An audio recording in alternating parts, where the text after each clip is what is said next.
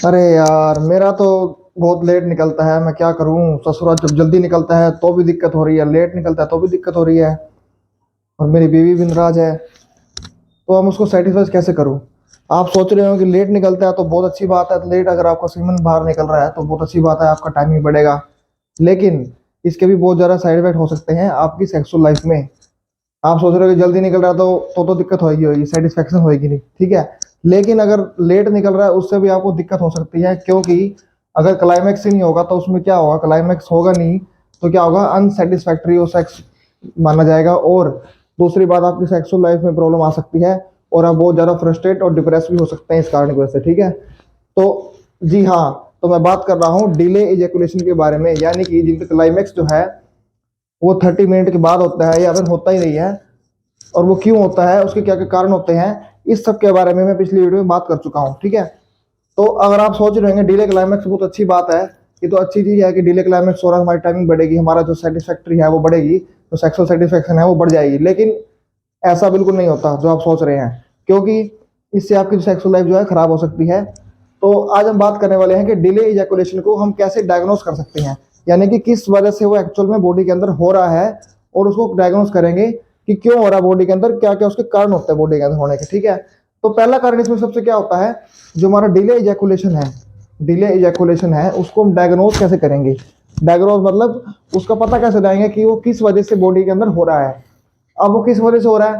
पहला इसमें हम डायग्नोस करते हैं फिजिकल एग्जामिनेशन, यानी कि फिजिकली जो हमारा पेनिस है और जो हमारे टेस्टिकल्स होते हैं उसको वो क्या करेगा, जो जो भी इसका जो प्रोफेशनलिस्ट होगा, जो सेक्सोलॉजिस्ट होगा, वो क्या करेगा, वो टेस्टिस को और जो पेनिस होते हैं हमारी टेस्टिकल्स को और पेनिस को फिजिकली टच करेगा और देखेगा उसमें नॉर्मल सेंसेशन है कि नहीं है। तो फिजिकली टच करके वो पता लगा सकता है कि इसमें सेंसेशन जो है नॉर्मल हो रही है कि नहीं हो रही है, ठीक है।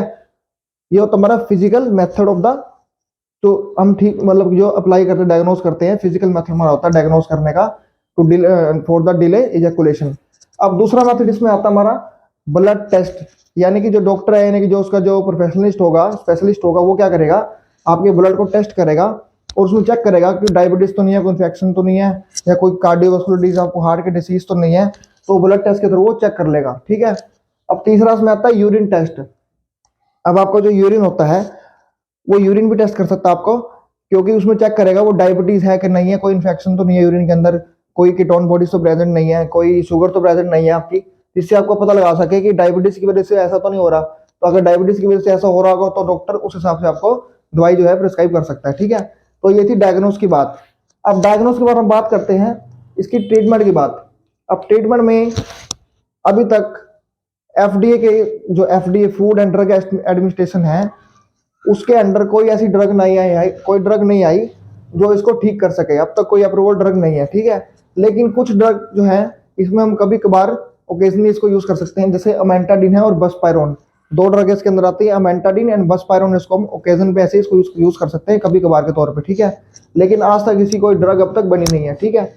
अब अब बात करेंगे कि जो हमारा डिले इजैकुलेशन है, डिले इजैकुलेशन हमारा किस वजह से हो रहा है। अगर मान लो डीजे डीजे जो हमारा डिले इजैकुलेशन है वो अगर हमारा मेडिकेशन की वजह से हो रहा है, यानी कि ब्लड प्रेशर की दवाई खा रखी है उससे हो रहा है, अल्कोहल से हो रहा है, तो अगर मेडिकेशन की वजह से हो रहा है तो क्या करेंगे, जो डॉक्टर है वो क्या करेगा, आपकी जो मेडिकेशन की वजह से अगर आपको डिले इजैकुलेशन हो रहा है, जो डॉक्टर है वो मेडिकेशन को या तो चेंज कर देगा या उसकी डोज को कम कर देगा, जिसकी वजह से उसके साइड इफेक्ट कम हो जाएंगे ड्रग्स के, और आपका जो डिले इजैकुलेशन की प्रॉब्लम है वो ठीक हो सकती है यहाँ तक, ठीक है। अब बात करेंगे इसका साइकोलॉजिकल ट्रीटमेंट क्या होगा। मतलब अगर एंजाइटी, डिप्रेशन, स्ट्रेस की वजह से आपको अगर डिले इजैकुलेशन हो रहा है तो उसके अकॉर्डिंग इसका ट्रीटमेंट क्या बनता है, ठीक है। तो इसमें ट्रीटमेंट क्या बनता है, यानी कि जो भी आपको जो सेक्सोलॉजिस्ट है वो आपको क्या करे, वो प्रेफर करेगा कि आपकी साइकेट्रिस्ट मिले, ठीक है। और वहां से आपकी काउंसलिंग की जाएगी। काउंसलिंग क्या होती है, यानी कि जो जो पार्टनर्स होते हैं उनसे उनकी जो सेक्सुअल हिस्ट्री है वो सब पूछी जाती है, ठीक है। और उसका पता लगाया जाता है किस वजह से वो हो रहा है, ठीक है।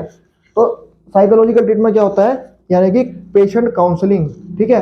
ये हम जो हमारा जो साइकेट्रिस्ट होता है वो भी कर सकता है, लेकिन अगर इसको अगर हमने सही तरीके से ठीक करना है तो हमने क्या करना है इसके अंदर, हम इसमें क्या करेंगे, जो दो पार्टनर है आपस में वो आपस में काउंसलिंग कर लेंगे, एज अ टीम की तरह वो काम करेंगे और काउंसलिंग करेंगे, प्रॉपर बताएंगे अपनी कमी एक दूसरे को बताएंगे, ताकि जिससे ये क्लियर हो सके कि ये जो डिले इजैकुलेशन की प्रॉब्लम है आपको ओकेजनली हो रही है या फिर आपको लाइफ लॉन्ग है, यानी कि लॉन्ग टर्म में हो रही है, तो काउंसलिंग से ये पता लगा सकते हैं, काउंसलिंग से आप इसको ठीक कर सकते हैं, ठीक है। लेकिन अब तक ऐसी इसकी कोई ड्रग बनी नहीं है, ठीक है। तो डिले इजैकुलेशन क्या होता है, यानी कि जिसका जो पेनिस है वो सीमन से, यानी कि जो सीमन है पेनिस से वो क्या हो रहा है, लेट डिस्चार्ज हो रहा है, यानी कि 30 मिनट्स के बाद वो डिस्चार्ज हो रहा है या फिर हो ही नहीं रहा उसके बाद, ठीक है, उसको बोलते हैं डिले इजैकुलेशन, ठीक है। और नॉर्मल इजैकुलेशन कितनी होती है, हमने पिछली वीडियो में बात करी थी कि प्रीमेच्योर इजैकुलेशन होती है और एक होती है डिले इजैकुलेशन, ठीक है। प्रीमेच्योर इजैकुलेशन तो क्या होती है, प्रीमेच्योर इजैकुलेशन यानी कि विद इन 1 मिनट या फिर बिफोर 1 मिनट से पहले ही जो है सीमन जो है आपका पेनिस से डिस्चार्ज हो चुका है। लेकिन डिले इजैकुलेशन क्या होती है कि आफ्टर 30 मिनट्स, आफ्टर 45 मिनट्स भी नहीं हो पा रहा है, या हो रहा है या नहीं भी हो पा रहा है, ठीक है, उसको बोलते हैं डिले इजैकुलेशन, ठीक है। लेकिन अब बात करेंगे नॉर्मल इजैकुलेशन कितनी होती है, यानी कि नॉर्मल डिस्चार्ज कितना होगा, जो नॉर्मल टाइमिंग होती है वो कितनी होती है, वो होती है आपकी टाइमिंग 5 to 7 मिनट्स, ठीक है। यानी कि 5 से 7 मिनट आपकी नॉर्मल जो टाइमिंग होती है वो ये होती है, ठीक है। तो आज की वीडियो में इतना ही बात करेंगे, अगली वीडियो में बात करेंगे जो डिले इजैकुलेशन है उसकी जो ड्रग है, जो ओकेजनली हम उसको यूज करते हैं, कभी कभार इसको यूज कर सकते हैं, वो ड्रग कौन सी है, अमेंटाडीन एंड बसपायरोन। तो अगली वीडियो में बात करने वाले हैं कि जो अमेंटाडीन बसपायरोन है, इसको जो ये ड्रग है हमारी कैसे काम करती है और इसको लेना कैसे है और इसके बॉडी में क्या क्या साइड इफेक्ट हो सकते हैं, उस बारे में हम अगली वीडियो में बात करेंगे, ठीक है जी। तो आज की वीडियो में इतना ही, और आप कमेंट में बताएं आपको वीडियो कैसा लगा, और इस वीडियो को ज़्यादा शेयर करें अपने फ्रेंड्स को, अपनी फैमिली फ्रेंड्स को, ताकि किसी की हेल्प हो सके। और ऐसे ही वीडियो देखने के लिए आप चैनल को सब्सक्राइब करें और लाइक करें और बेल आइकन को जरूर क्लिक करें, ताकि ऐसी वीडियो आपको टाइम टू टाइम आपके पास पहुंचती रहे। Thank you.